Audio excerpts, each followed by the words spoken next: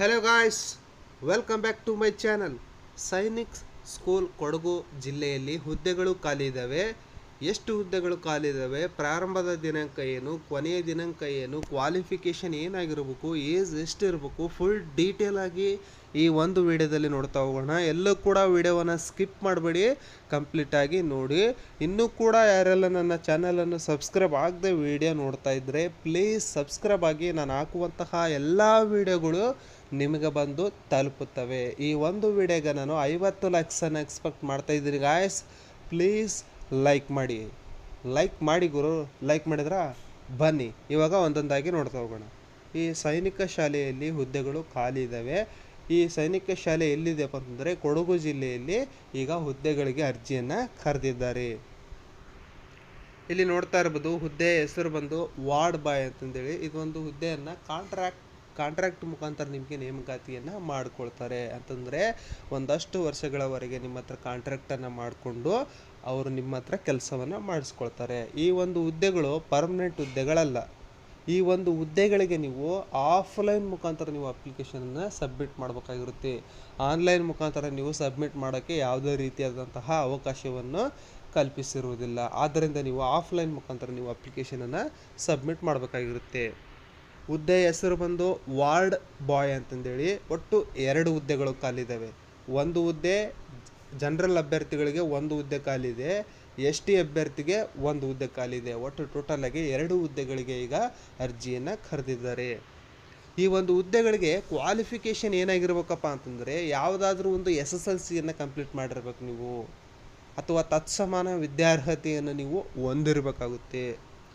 ಇಲ್ಲಿ ಕೆಲವೊಂದಷ್ಟು ಅಭ್ಯರ್ಥಿಗಳಿಗೆ ಪ್ರಿಫರೆನ್ಸನ್ನು ಕೊಡ್ತಾ ಇದ್ದಾರೆ. ಯಾವ ಅಭ್ಯರ್ಥಿಗಳಿಗೆ ಅಂತಂದರೆ, ಅವರು ಕಾರ್ಪೆಂಟರ್ ಆಗಿರ್ಬೋದು, ಎಲೆಕ್ಟ್ರಿಷಿಯನ್ ಆಗಿರ್ಬೋದು, ಪ್ಲಂಬರ್ ಆಗಿರ್ಬೋದು, ಹೌಸ್ ಕೀಪಿಂಗ್ ಆಗಿರ್ಬೋದು, ಗಾರ್ಡನಿಂಗ್ ಆಗಿರ್ಬೋದು, ಮಾಸ್ನರಿ ಆಗಿರ್ಬೋದು, computer hardware course, computer data entry course, ಯಾವುದಾದ್ರೂ ಒಂದು ಕೋರ್ಸ್ ಮಾಡ್ಕೊಂಡವ್ರಿಗೆ ಅವ್ರು ಏನು ಮಾಡ್ತಾರೆ, ಮೊದಲ ಆದ್ಯತೆಯನ್ನು ಅವರು ನೀಡ್ತಾ ಹೋಗ್ತಾರೆ. ಈ ಒಂದು ಹುದ್ದೆಗಳಿಗೆ 2 ರಿಂದ 3 ವರ್ಷ ಎಕ್ಸ್ಪೀರಿಯನ್ಸನ್ನು ಕೇಳಿದ್ದಾರೆ.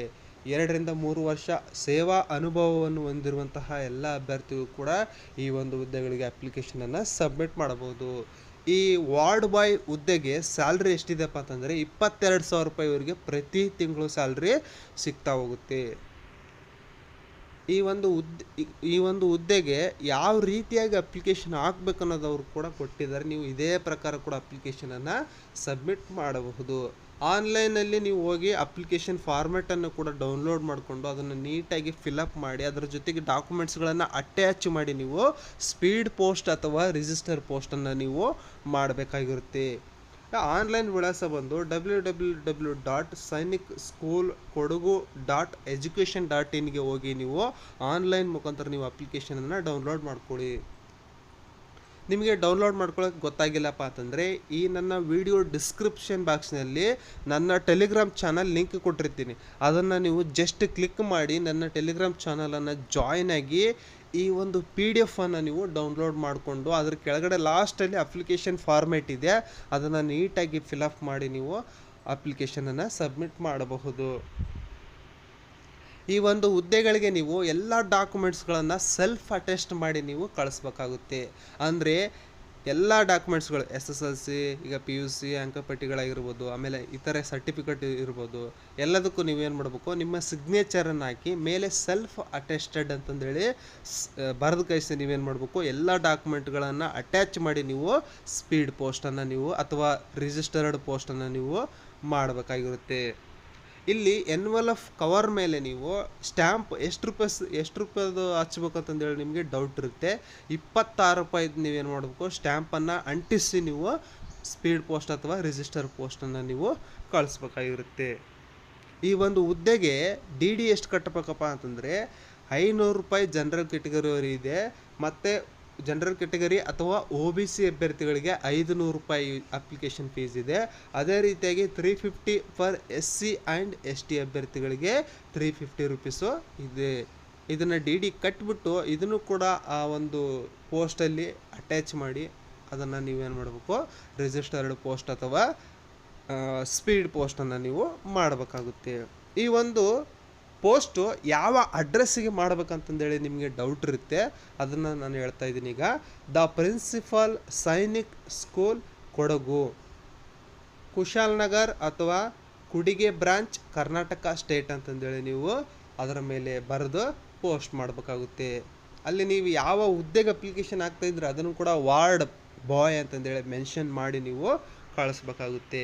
ಈ ಒಂದು ಹುದ್ದೆಗೆ ಅಪ್ಲಿಕೇಶನ್ ಸಬ್ಮಿಟ್ ಮಾಡಲು ಕೊನೆಯ ದಿನಾಂಕ ಬಂದು 9 ಮೇ 2025 ಕೊನೆಯ ದಿನಾಂಕ ಆಗಿರುತ್ತೆ.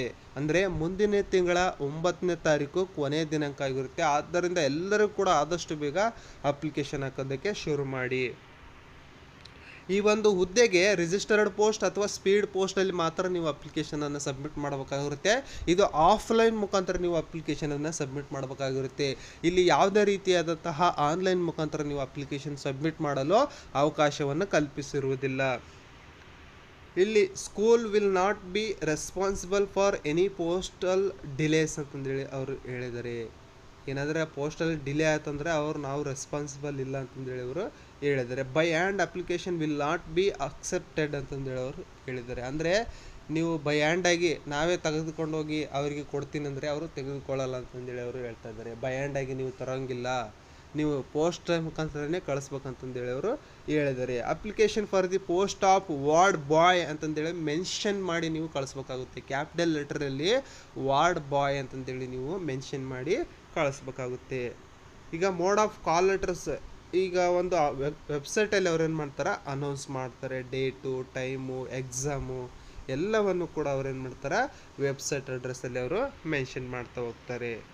ನೆಕ್ಸ್ಟ್ ಎಕ್ಸಾಮ್ ಅಥವಾ ಟೆಸ್ಟನ್ನು ಅವರು ಕಂಡಕ್ಟ್ ಮಾಡ್ತಾರೆ. ಶಾರ್ಟ್ ಲಿಸ್ಟ್ ಯಾರ್ಯಾರು ಆಗ್ತೀರಿ ಅವರೆಲ್ಲರಿಗೂ ಕೂಡ written exam, skill test and ಇಂಟರ್ವ್ಯೂವನ್ನು ಕೂಡ ಕಂಡಕ್ಟ್ ಮಾಡ್ತಾರೆ.